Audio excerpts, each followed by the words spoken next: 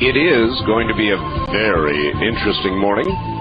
Coming up sometime this hour, not yet, maybe shortly, the mysterious Victor, the Area 51 employee, Victor, who claims he smuggled a video out of Area 51 of an interrogation, of a questioning of an actual alien. And we back that up with photographs. I have a second photograph now on my website, and you are more than welcome to take a look. They're up there for your perusal. We have otherwise described them as best we can. With me also is Sean David Morton. And I'm keeping my eye on a special line here, waiting for it to ring. Victor will be using a voice changer, as you can imagine, if he is a current or just a relatively current employee of Area 51. He does not want his voice recognized. So we're going to get a chance to ask him some questions about this very mysterious base I live so close to. Coming up, I think, sometime this hour. All right, here we go, folks. We do have Victor, I believe, on the line. If you want to see the photographs from the alien interview interrogation, we'll find out what it is. They are at www.artbell.com. That's www.artbell.com.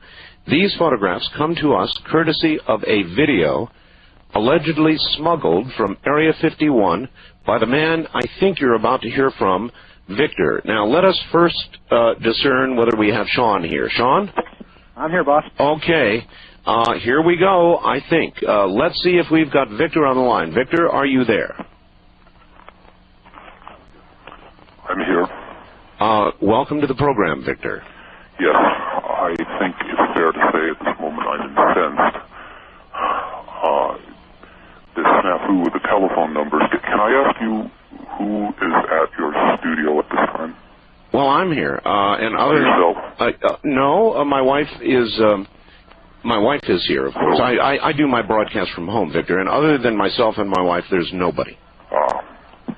Well, I would just, at this moment, I believe that 45 minutes from now I will have finished my last public pronouncement, because this business with Jeff and the phone numbers is not part of the agreement. Well, Victor, it was just a problem because somebody wrote a 7 instead of a 1. That's it was just a simple mistake.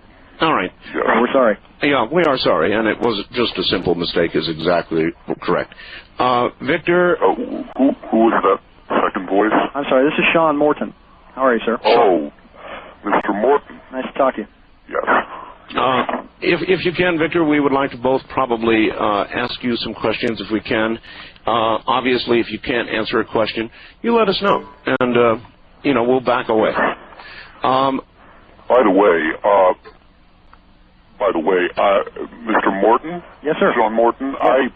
I have come into possession of your Delphi Associate newsletter dated April 11th, 1997, and I have to say this is how misinformation proliferates. I don't know where you got your information about what I have stated to the rocket people, but there are a number of statements here that are incorrect. Okay, well maybe we should start there, because I tried to check everything with Jeff. All I had was Mr. Broadstreet. He has successfully prevented me from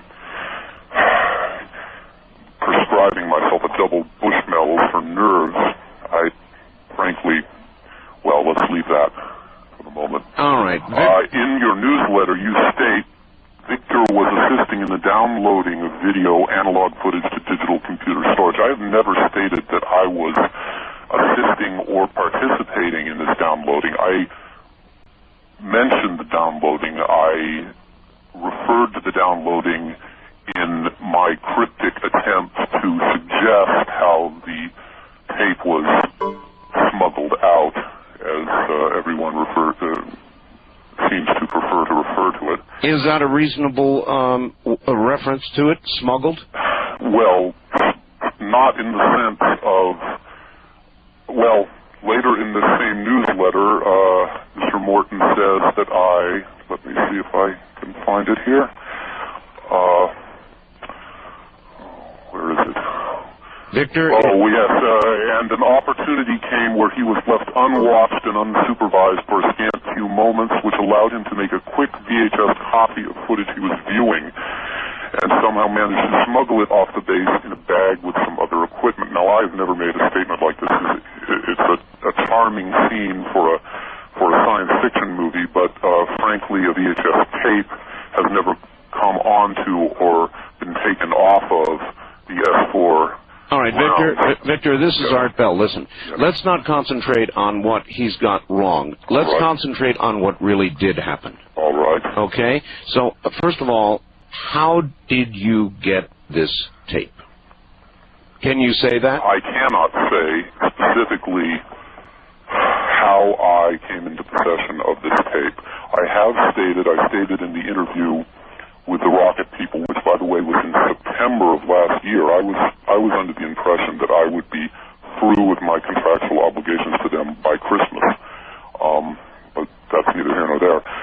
I came into possession of this tape thanks to a confluence of circumstances which I can relate now. I was not able to relate it in September, but circumstances have changed, which we may get to. The linchpin of the possibility that was afforded to me to bring out this particular piece of information is that Area 51 is now defunct as an operating location for the government's alien program. Right. And this process has been ongoing since 1991. All right, can we ask you straight out, did you bring that tape out of Area 51 personally, or did you acquire it after it had been removed by somebody else?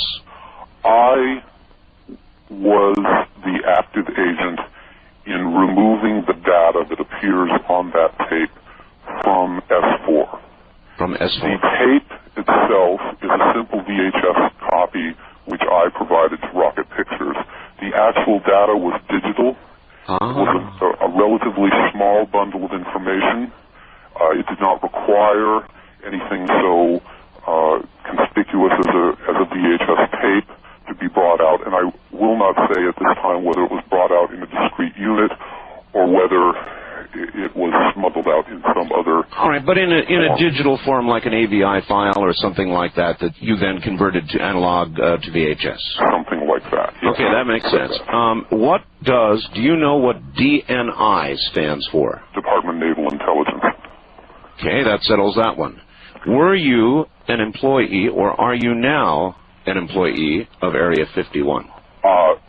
In September, they asked me the same question after we had a pre-interview in which I stated that I would not answer it. I suppose it's a question that has to be asked. I'm not going to answer whether I was an employee at S4, but I have been physically on the site, and you can look into the various options available to an individual to bring them to that. All right, secret location. All right, Victor. Well, not too many people get invited as just visiting to Area S4. So that's a fair assessment. Right.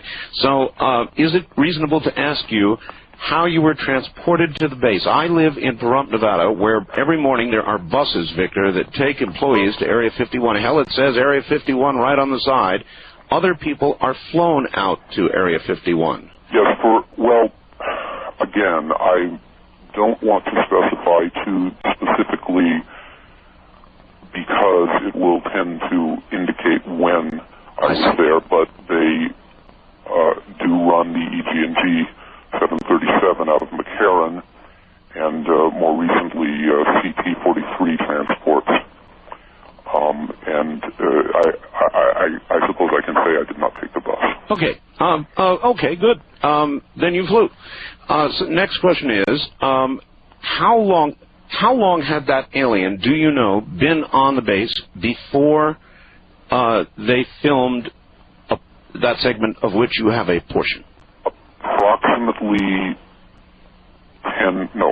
20 months.